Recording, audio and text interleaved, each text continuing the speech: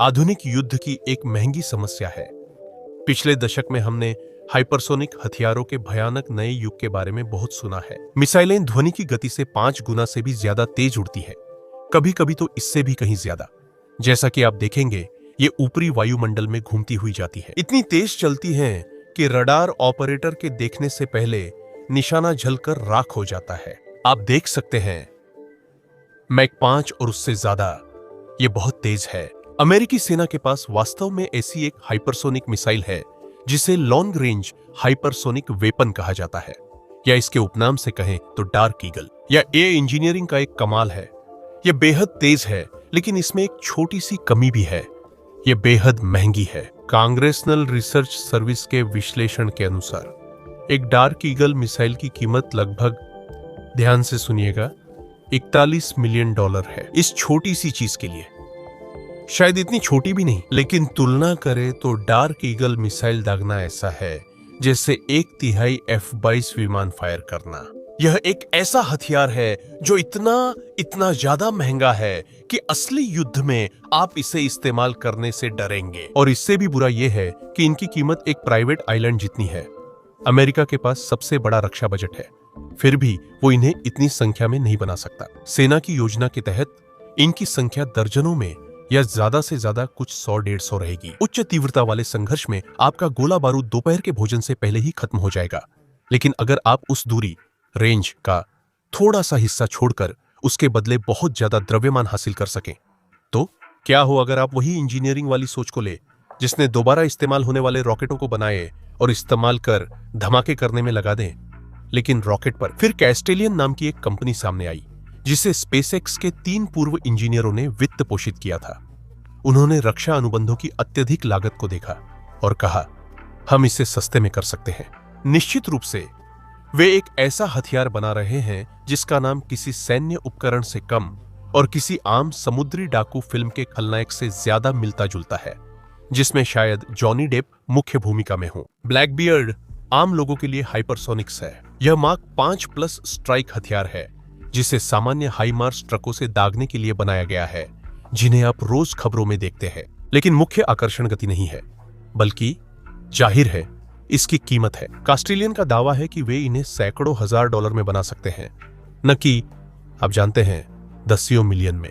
अगर dark eagle एक हाथ से बनी इटालियन हाइपरकार है, तो ब्लैकबियर्ड एक टोयोटा कोरोला है। यह आकर्षक नहीं है, यह सड़क पर सबसे तेज चीज नहीं है, लेकिन यह काम करता है, यह सस्ता है और आप इतने खरीद सकते हैं कि एक पार्किंग लॉट भर जाए। मेरा मतलब है आप नहीं, बल्कि अमेरिकी सेना।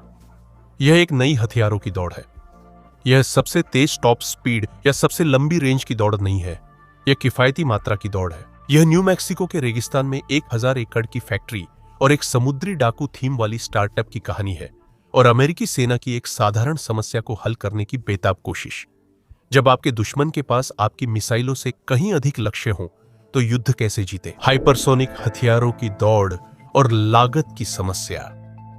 इससे पहले कि हम जानें कि स्टार्टअप सैन्य औद्योगिक तंत्र को कैसे बदलना चाहता है, पहले हमें तय करना होगा कि हम किस बारे में बात कर रहे हैं। हाइपरसोनिक, देखिए, उन शब्दों में से एक है जिनका इस्तेमाल अक्सर खबरों में किया जाता है। यह ऐसा शब्द है जिसे आपको डराने के लिए बनाया गया है, लेकिन इसकी परिभाषा वास्तव में काफी सरल है। तकनीकी रूप से हाइपरसोनिक किसी भी चीज को कहा जाता है जो मैक 5 से तेज गति से चलती है, यानी समुद्र तल पर ध्वनि की गति से 5 गुना तेज। आप 3800 मील या 6000 किलोमीटर प्रति घंटे की रफ्तार की बात कर रहे हैं। अगर आप इसे संदर्भ में देखें, तो अगर आप मैक 5 की रफ्तार से यात्रा कर रहे होते, तो आप लंदन से पेरिस सिर्फ 3 मिनट से थोड़ा ज्यादा समय में पहुंच सकते थे। लेकिन यह एक बात आती है, बैलिस्टिक मिसाइलें जैसी हमारे पास द्वितीय विश्व युद्ध में वर्गेल्टुंगस्वाफे द्वितीय रॉकेट के समय से है, वे पहले से ही इतनी तेज जाती है। अंतर महाद्वीपीय बैलिस्टिक मिसाइलें जब वायुमंडल में वापस आती हैं, तो वे तकनीकी रूप से हाइपरसोनिक होती हैं। तो फिर अचानक सब लोग क्यों घबरा रहे हैं? द्वितीय विश्व युद्ध तो बहुत पहले की बात है। असली फर्क है मैन्यूवरबिलिटी, यानी दिशा बदलने की क्षमता। पारंपरिक बैलिस्टिक मिसाइल वैसे ही उड़ती है जैसे आउटफील्डर बेसबॉल फेंकता है। यह अमेरिकी खेल का उदाहरण है जो मुझे समझ नहीं आता। ये एक बड़ी अनुमानित धनुषाकार दिशा में ऊपर जाती है और फिर नीचे आती है।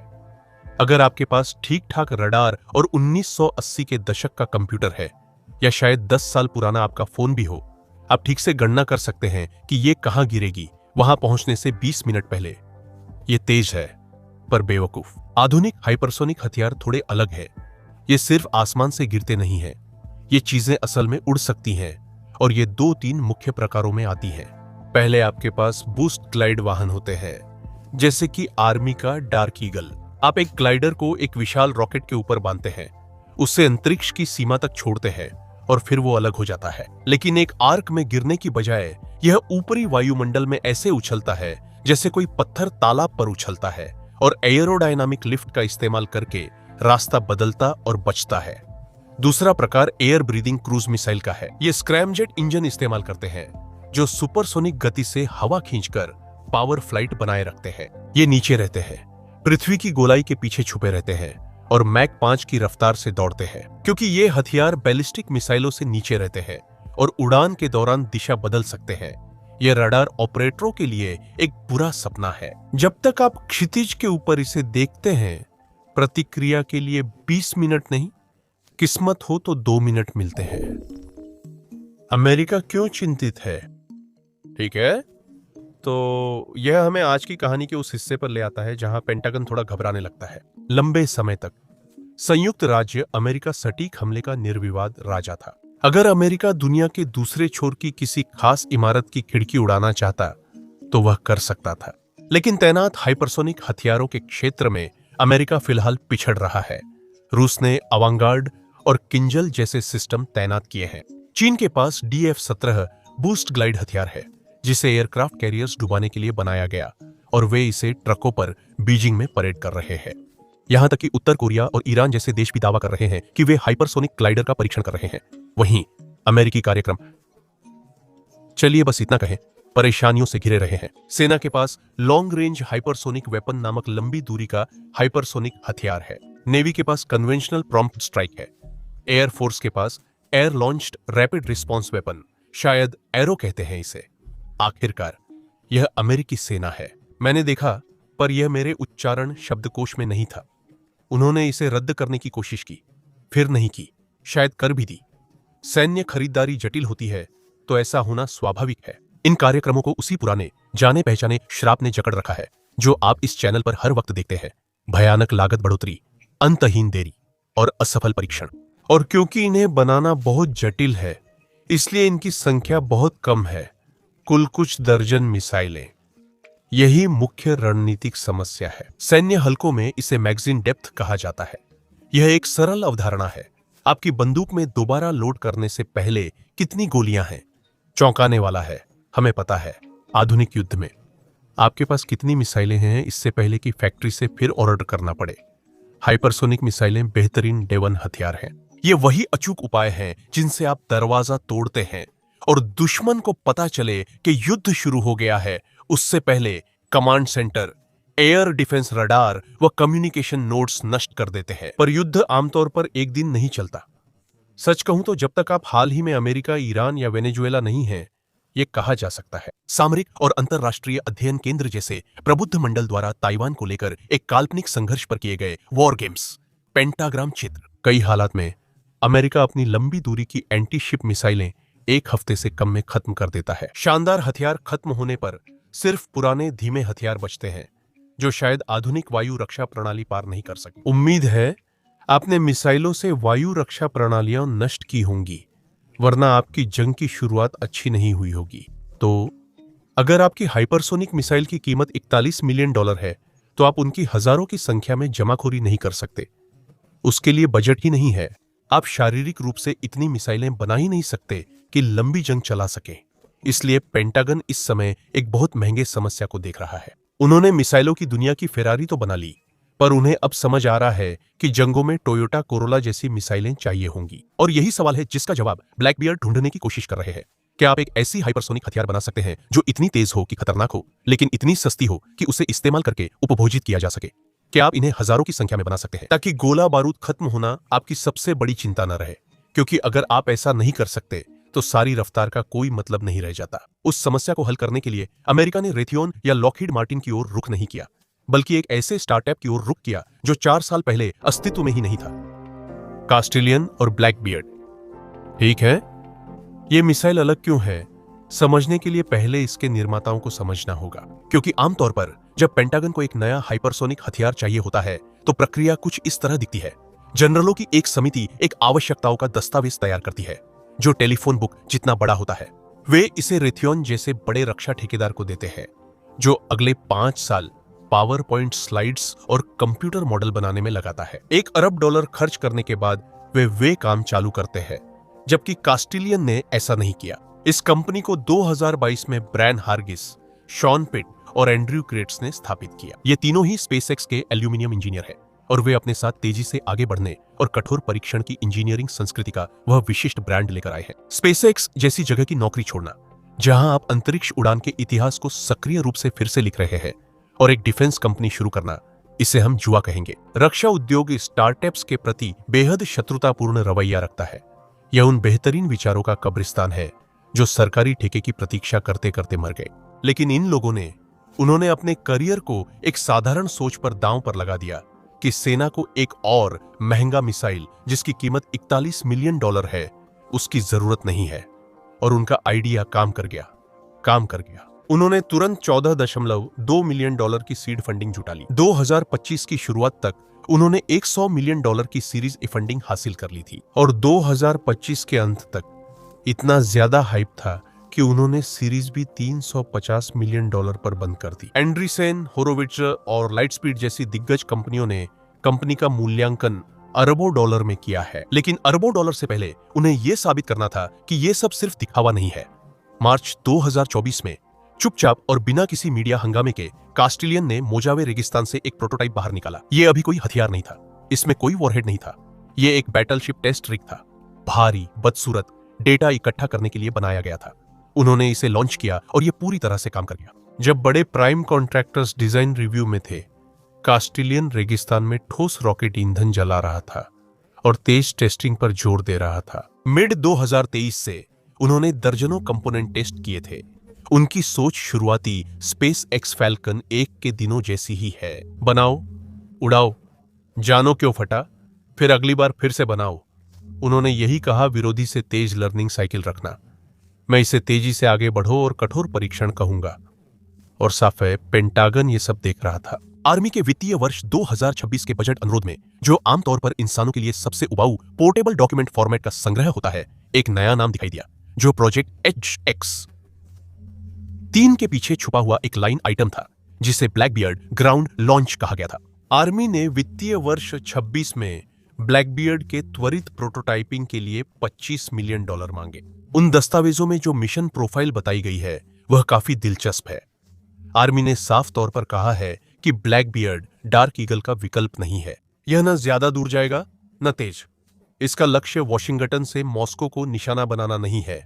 इसके बजाय लक्ष्य यह है कि अत्याधुनिक प्रिसिशन स्ट्राइक मिसाइल इंक्रीमेंट 4 की लगभग 80% क्षमता दी जाए, लेकिन लागत का सिर्फ एक हिस्सा खर्च करके। दस्तावेजों में ऐसे हथियार का जिक्र है जो समय संवेदनशील चलती हुई लक्ष्यों और मजबूत लक्ष्यों पर हमला कर सके।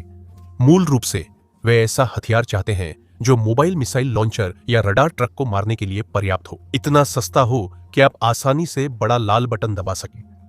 अक्टूबर 2025 तक यह रास्ता पूरी तरह खुल गया था। कास्टिलियन ने बताया कि उन्होंने अमेरिकी सेना और नौसेना के साथ एकीकरण अनुबंध किए हैं। यह रक्षा स्टार्टअप के लिए ग्रेजुएशन डे जैसा है। इसका मतलब है कि अब आप सिर्फ रेगिस्तान में खेल नहीं रहे हैं, चीजें उड़ा नहीं रहे हैं।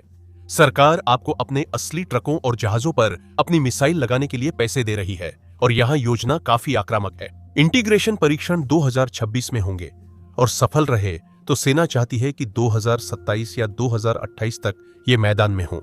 हालांकि इसमें एक छोटी अड़चन है। सेना पहले भी हाइपरसोनिक वादों से धोखा खा चुकी है, इसलिए ये कॉन्ट्रैक्ट्स काफी सख्त बनाए गए हैं।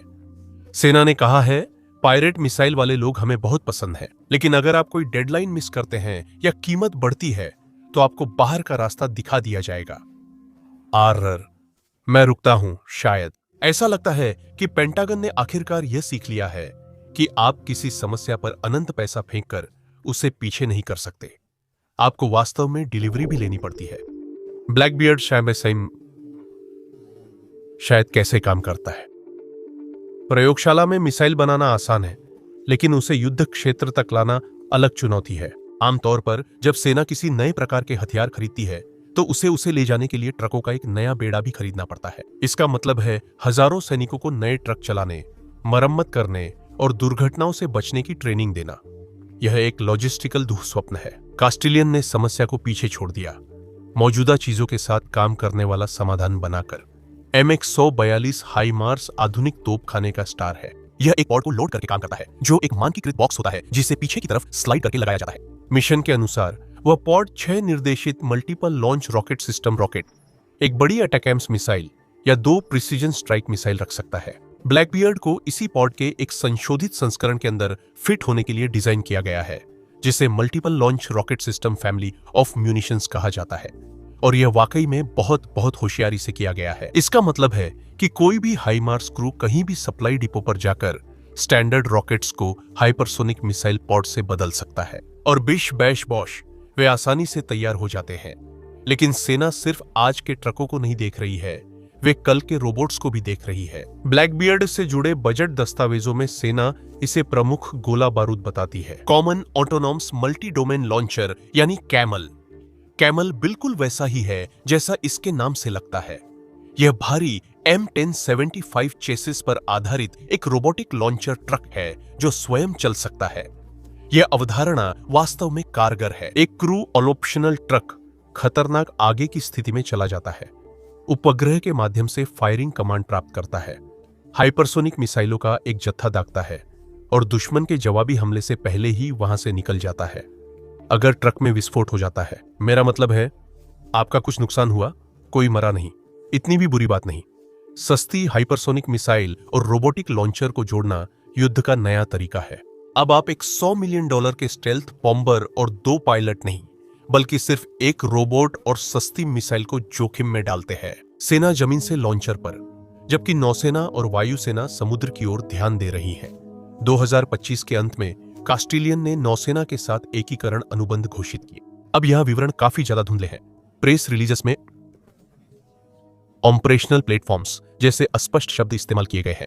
वे ये नहीं बताते कि कौन से जहाज या कौन से विमान। हालांकि वॉरजोन और टेक्टोनिक डिफेंस की रिपोर्टिंग से पता चलता है कि नौसेना एक एयर लॉन्च्ड वेरिएंट पर विचार कर रही है।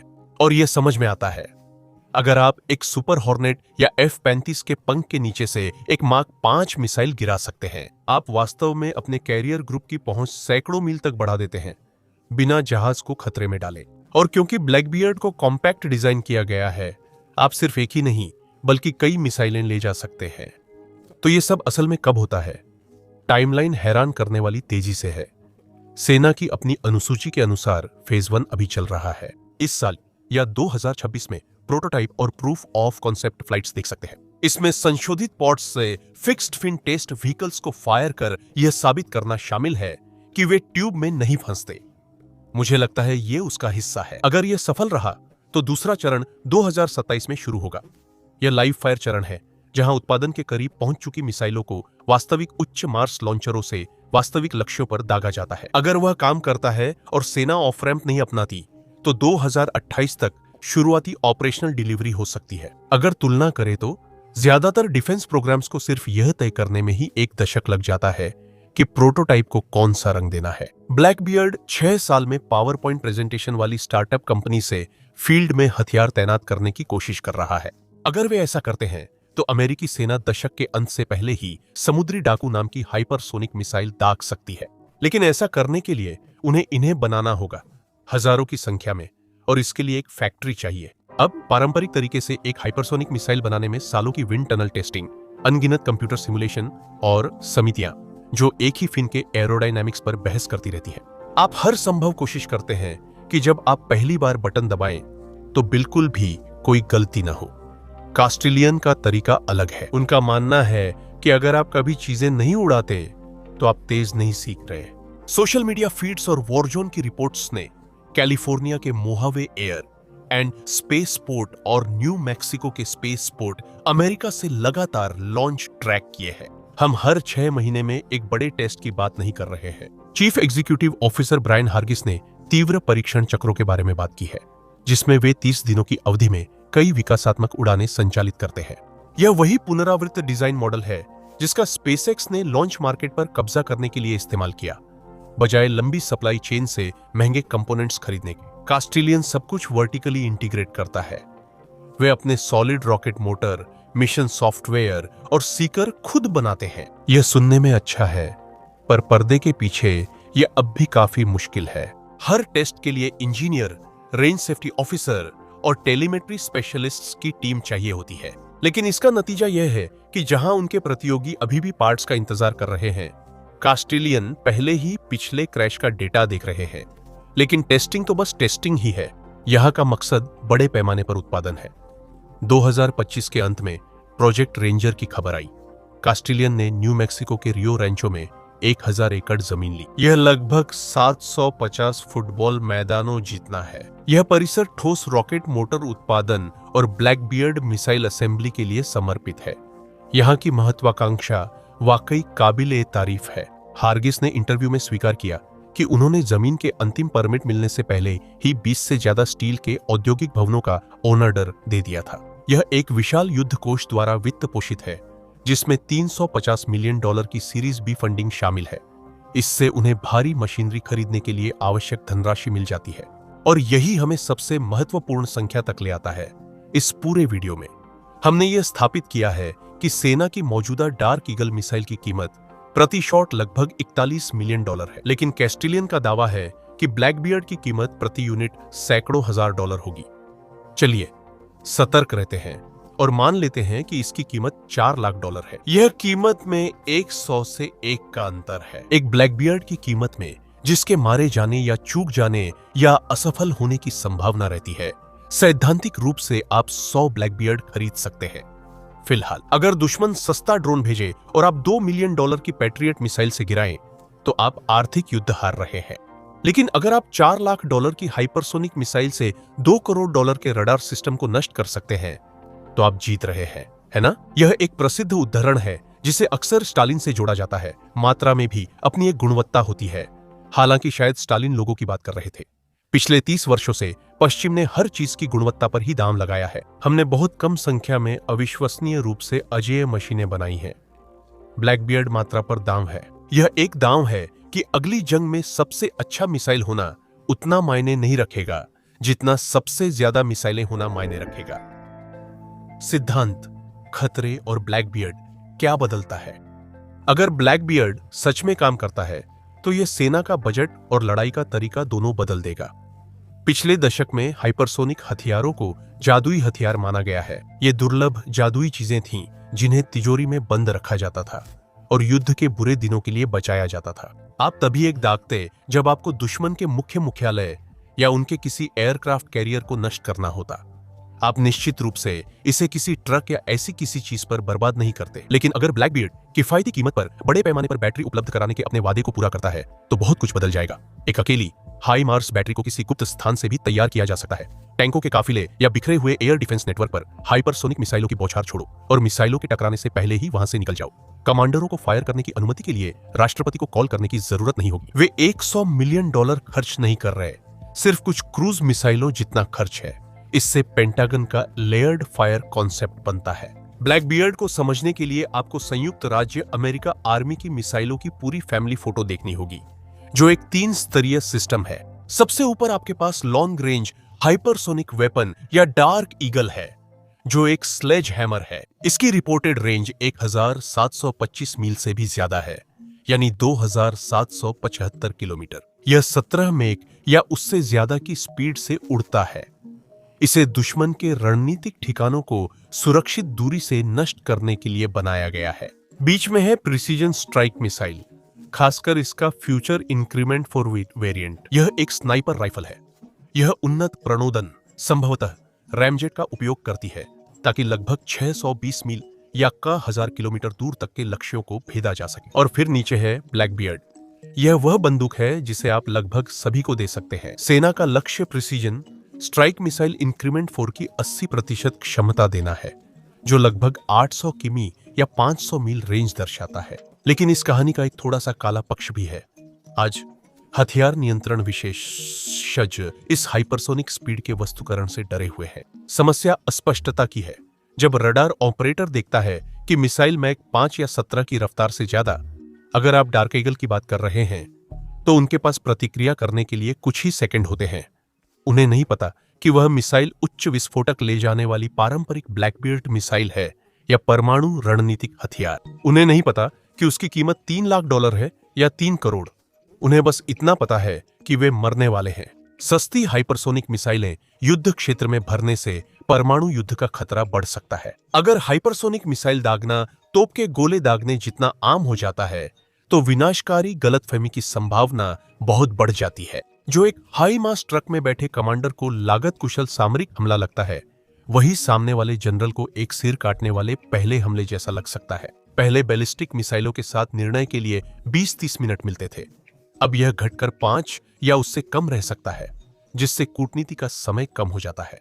अंत में सबसे अहम सवाल है, क्या यह सच में काम करेगा? हमने कई ऐसे हथियार बताए हैं जो सस्ते, भरोसेमंद और क्रांतिकारी कहे जाते हैं, पर अंत में महंगे, खराब और रद्द हो जाते हैं। ब्लैकबियर्ड एक साथ सब कुछ करने की कोशिश कर रहा है। यह नया स्टार्टअप एक नई सप्लाई चेन और फैक्ट्री के जरिए ऐसे ग्राहक के लिए मिसाइल का नया प्रकार बना रहा है जो अपने बदलते मूड के लिए जाना जाता है। आर्मी के पीछे हटने का विकल्प एक वजह से होते हैं। इतिहास मिसाइल प्रोग्राम से भरा पड़ा है जो पावर पॉइंट स्लाइड पर तो शानदार लगते थे, लेकिन हकीकत से टकराने पर टिक नहीं पाए। हम अभी डार्नमून फेज में हैं। डिजाइन शानदार दिख रहे हैं, निवेशक खुश हैं और प्रोटोटाइप का उत्पादन तेजी से हो रहा है, लेकिन असली मुश्किल काम, हजारों प्रोटोटाइप को बिना किसी खराबी के बनाना, अभी शुरू भी नहीं हुआ है। ब्लैकबियर्ड को शायद उस हथियार के रूप में याद किया जाएगा जिसने हाइपरसोनिक गति को बदल के रख दिया, या फिर इसे पेंटागन के महत्वाकांक्षी हथियारों की लंबी सूची में एक और चेतावनी भरी कहानी के रूप में याद किया जाएगा। वह पूरी तरह सफल नहीं हो पाया। तो असल में हम यहां क्या देख रहे हैं? ब्लैकबियर्ड 3 प्रयोगों का मिला-जुला रूप है। यह एक तकनीकी प्रयोग है, यह देखने के लिए कि क्या एक हाइपरसोनिक इंजन को एक मानक रॉकेट पॉड में फिट किया जा सकता है। यह एक व्यावसायिक प्रयोग है जिसमें देखा जाएगा कि क्या वेंचर कैपिटल स्टार्टअप रक्षा उद्योग के दिग्गजों से अधिक नवाचार कर सकता है। यह एक रणनीतिक प्रयोग है कि सस्ती जनसंख्या आतंकवादियों को बहाल कर सकती है या नहीं। एक ऐसी दुनिया में जहां बुरे लोगों के पास हमारे मिसाइलों से ज्यादा जहाज हैं। साल 2026-2027 चुनौतीपूर्ण साल है। हमें यह देखना होगा कि क्या उच्च द्रव्यमान वाले पॉट्स से किए गए वे परीक्षण प्रमाण उड़ानें वास्तव में सफल होती है, और इससे भी महत्वपूर्ण बात यह है कि क्या न्यू मैक्सिको स्थित कारखाना वास्तविक हार्डवेयर की आपूर्ति शुरू करता है। अगर सेना 2028 में डिलीवरी लेती है तो दांव सही रहा है ना? लेकिन क्या इससे दुनिया ज्यादा सुरक्षित होगी या बस बहुत तेज और ज्यादा खतरनाक? ये हम बहुत जल्दी जानने वाले हैं। देखने के लिए धन्यवाद।